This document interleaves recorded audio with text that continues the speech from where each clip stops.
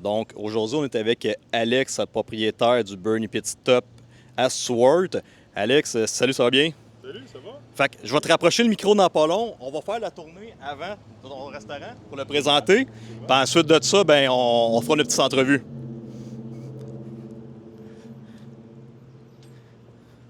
Donc, on rentre dans le restaurant. Première chose qu'on voit à notre gauche ici, c'est le bar à crème à glace. Crème à glace de la marque Hershey. Plusieurs saveurs. Et les prix sont marqués sur le tableau ici. Et ensuite, on a ici la salle à manger.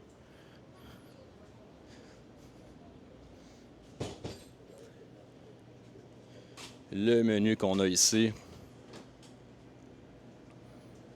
La cuisine en arrière, on voit l'employé qui est en train d'éplucher les patates. Ça, c'est quelque chose. On va en parler tantôt des patates, des vraies patates épluchées à main à longueur de journée. Et également, tantôt, j'étais sur la petite terrasse, donc on s'en va vers Alex faire notre entrevue. Donc aujourd'hui, je suis avec Alex Gosselin, bonjour, bienvenue. propriétaire du Bernie Pit Stop. Bonjour, monsieur. Depuis combien de temps tu es propriétaire du restaurant ici? Bientôt 4 mois. 4 mois. Oui, mais ça fait peut-être pas loin de 3 ans qu'on est ouvert.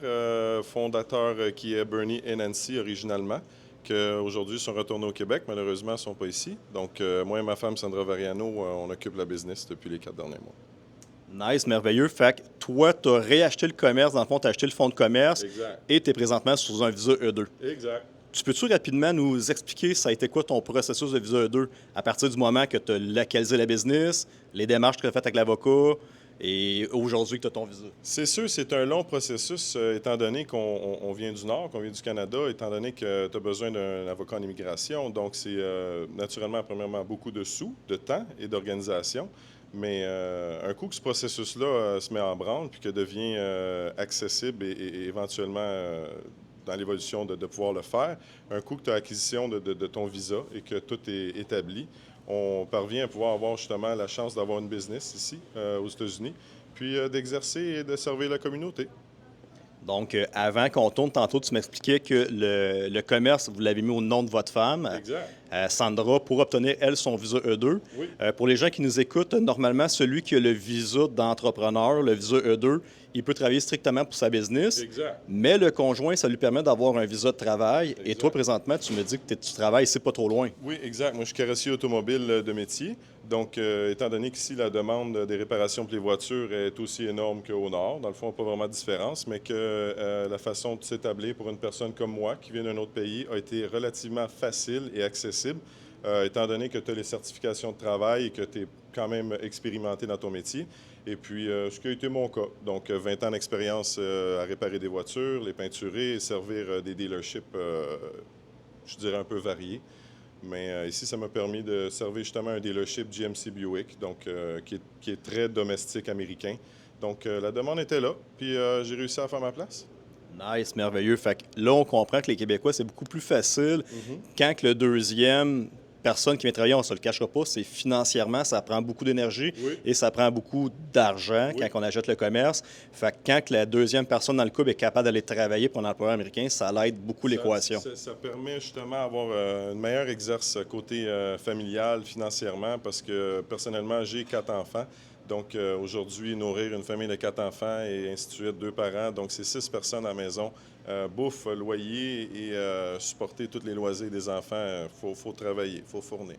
Est-ce que la famille 4 enfants, quand que vous venez manger ici, vous avez 50 de rabais? Non, absolument pas. Eux autres, justement, ils ont absolution, ils veulent ci, ils veulent ça. Fait qu'il faut contrôler un peu la frénésie, un peu. Fait que 4 enfants, il y a beaucoup de gens qui vont nous écouter, qui ont des familles. Comment ça a été le processus là, d'inscrire tous ces gens-là à l'école, la transition depuis 4 mois? Faut être franc, le système scolaire du Nord au Canada, surtout au Québec, et le système scolaire ici, au Sud, aux États-Unis, est très différent. Personnellement, à mon avis personnel, je crois que le système scolaire ici est peut-être 2 ans en avance du système scolaire au Québec. Donc, c'est-à-dire que certains enfants qui sont très, très jeunes, comme première année, par exemple, mon fils qui est en première année est rentré ici en première année, ne savait toujours pas lire ni écrire correctement. Oui, il écrivait son nom, des petites choses, mais ici, les enfants savaient lire et écrire. Écrivaient des phrases, savaient lire des livres, lire certaines portions devant les gens. Donc, ça demandait pour nous, en tant que parents, de s'asseoir avec son enfant pour s'assurer qu'il soit capable de pouvoir s'en tirer à l'école. C'est sûr que les enfants un peu plus vieux, qui étaient du secondaire, ces choses-là aussi, ont frappé leur réalité parce que leur programme est très avancé, très développé. Donc, si vos enfants ont de bonnes aptitudes de scolarité, bien, il y aurait moyen ce qui se place bien, mais ça va demander un peu d'attention des parents pour y arriver. Puis depuis 4 mois déjà, est-ce que tu considérais que la transition se fait bien? Vous êtes encore dans des processus d'essayer de retrouver vos points repères? Non, je dirais que non, parce que ma femme était originalement manager ici. Donc, elle avait déjà runné la place. C'était déjà une business qui était bien établie localement dans la communauté de Jensen Beach, qui était originalement les fondateurs du restaurant, qui étaient Bernie et Nancy, avaient déjà bâti un très bel environnement, une très belle relation avec les gens locaux. Donc, ça nous a quand même permis d'être déjà un petit peu préétablis par rapport à ma femme, quand elle a pris possession du restaurant. Et moi aussi, dans le fond, qui est un peu secondaire, donc, vu que je suis quand même propriétaire, ça a été facile pour moi de m'adapter, honnêtement. Parfait. Puis si là, on parle un petit peu de votre menu, bon, je regarde, si là, on voit des chips, des drinks, puis tout ça, principalement burger, cheeseburger, chicken sandwich. Principalement, vous êtes un des endroits qui font de la poutine en Floride. Oui. Il y a pas, on s'entend qu'on ne trouve pas de la poutine à tous les coins de rue ici. Non, absolument pas. Moi, je suis parti là, de Fort Lauderdale aujourd'hui, c'est pratiquement peut-être 1h30, 2 heures de route. Plus ou moins.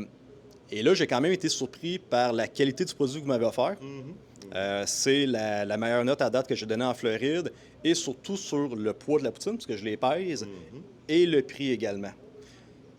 Nous, honnêtement, moi, je peux juste redonner à Bernie et Nancy, les fondateurs du restaurant, parce qu'ils ont déjà établi des bons comment je peux dire, des bons barèmes, des bonnes façons de vouloir vraiment servir une communauté. On ne se le cachera pas aujourd'hui, on est quand même dans une situation un peu difficile économique, que ce soit au nord ou au sud. Donc, les gens, quand ils veulent manger quelque chose, ils cherchent de quoi qui est premièrement abordable, à bon prix, naturellement, ça vient avec, mais surtout les quantités, la qualité de la bouffe, ces choses-là. On s'entend que c'est du fast-food, mais tu as deux choix de faire du fast-food, le faire bien ou le faire mal. Donc, notre façon à nous de le faire, c'était de continuer comme Bernie et Nancy l'avaient fait, qui était déjà tout ce qui était de bouffe était préparé d'avance tous les matins, éplucher les patates, préparer les boulettes de burger. Donc, on vit vraiment de cette fierté-là de servir un bon produit de qualité, le plus possible. Puis ici, c'est pas des frites congelées. Fait que tantôt, tu me parlais, tu étais en train d'éplucher des patates. Juste avant, quand on est rentré, ton employé, je la voyais en train d'éplucher des patates. Ça représente combien d'heures par jour, juste l'histoire des patates? Des patates, je dirais, en préparation, si on parle de facilement 3 à 4 bacs par jour, serait un bon, je te dirais, un bon 2-3 heures de préparation uniquement de patates par jour. On ne parle pas de burgers frais, encore une fois, des boulettes de 4 onces préparées une à une. Ça aussi, ça a son lot de préparation. Oui, exactement. Puis j'ai parlé avec d'autres entrepreneurs aussi, puis il y avait la gestion de l'emplacement des sacs à patates frites pour le fun, juste pour que les gens se donnent une idée. Puis tantôt, tu me disais, je passe vraiment beaucoup de fromage ici, qui est le fromage qui vient présentement du Wisconsin. Absolument. Combien de kilos pour le fun, pour qu'on se fasse une idée de patates et de fromage, mettons, dans une semaine? Dans une semaine? Ouf! Ce serait difficile un peu d'envisager peut-être entre 7 et 10 kilos minimum. Ça, c'est de patates. Non, je te Le parle fromage. juste de fromage. 7 à 10 kilos par semaine. Minimum. Minimum, ça peut être plus que ça, dépendamment des saisons. C'est ça qui est difficile ouais. un peu à mesurer. En patates, on en passe une quantité faramineuse de patates, vraiment. Parce que c'est une autre chose aussi, on mise beaucoup sur la quantité. On veut que nos clients viennent ici puis apprécient qu'ils ont une patate overload. On a de la misère à fermer nos frites, on a de la misère à fermer nos poutines. Donc, les gens, quand ils viennent ici, vont vouloir comme quand même revenir à quelque part parce qu'ils sont servis pour les sous qu'ils dépensent. Exact. C'est pas miraculeux, là. On n'invente rien. Puis tantôt, je ne te l'ai pas dit encore, j'attendais qu'on soit dans l'entrevue. Il y a un client qui est passé à côté de moi tantôt avec sa poutine take-out. Cool. Et il m'a dit quelque chose. Sur le coup, je pensais que c'était un Québécois qui m'avait reconnu puis qui me disait « Hey, salut ». Puis finalement, j'ai fait à répéter. Puis c'est un Américain, puis il me dit « Elle est bonne, hein? » En anglais, il me dit « Elle est bonne, hein? » Fait que là, je me suis dit dans ma tête, attends, moi, tu me connais pas, j'ai un chapeau américain sur la tête. Le Québécois pur laine. Je suis un Québécois pur laine, j'ai mangé sûrement plus de poutine dans ma vie que lui. Qui en mangera toute sa vie. Puis là, c'est l'Américain qui me dit « Elle est bonne, hein? » Je fais « Hein? It's good, hein? » Je fais « Oui, elle est bonne. » Juste que tu me donnes ce commentaire-là, c'est de la musique à nos yeux, parce que, pas à nos yeux, à mes oreilles, parce que c'est vraiment quelque chose qu'on met beaucoup d'emphase, énormément d'emphase. On veut que les gens dans nos environs reconnaissent c'est quoi la poutine, puis qu'ils spread the word, tu sais, qu'ils disent à leurs amis, à leur famille, que venez essayer la poutine canadienne, parce que les gens croient tous c'est en premier lieu canadien. Donc c'est ça, c'est juste une façon d'avoir nos gens qui reviennent. Si je te dis que je suis capable de t'avoir du fromage qui fait quick, de Quaticook du Québec, livré ici, sûrement à meilleur prix qu'au Wisconsin, qu'est-ce que tu en penserais? Il y a des bonnes chances qu'on s'assied à table et qu'on jase. Parce que je dirais que la seule chose qu'il faut garder à l'idée, c'est qu'en tant que propriétaire d'entreprise qui sert de la poutine ici au sud, la réalité est que d'avoir du fromage comme on mangeait, qui sortait, mettons, du lac Saint-Jean ou de certaines places qui étaient vraiment spécialisées là-dedans, c'est difficile. On n'a pas cet accès-là. Donc, il faut y aller avec nos spécialistes ici en sol américain qui vont pouvoir nous fournir aussi la quantité qu'on a de besoin. Parce qu'on a besoin énormément de fromage, on sert beaucoup de poutine. Donc, Wisconsin était notre premier fournisseur par rapport au fromage, vraiment. Merveilleux. Fait qu'on a les contacts déjà tous dédouaniés. Oui. Fait que ça, je te donnerai ces informations-là. Super. Fait qu'on va terminer avec Alex. Renomme-moi le nom du restaurant, ton emplacement, l'adresse, comment on peut faire pour te localiser. 1129 Bernie Pit Stop sur Jensen Beach Boulevard à Jensen Beach, naturellement en Floride. Alexandre Gosselin, aussi propriétaire Sandra Variano. Je suis avec Max Ouimet. Très content de l'avoir reçu aujourd'hui. On invite chacun des Québécois. S'il vous plaît, venez nous essayer. On est quand même des prix raisonnables, malgré qu'il y a un échange US au dollar canadien, mais on vous promet de ne pas vous laisser tomber et puis de faire essayer une des meilleures bouffes ici, locales, qui goûte comme chez nous.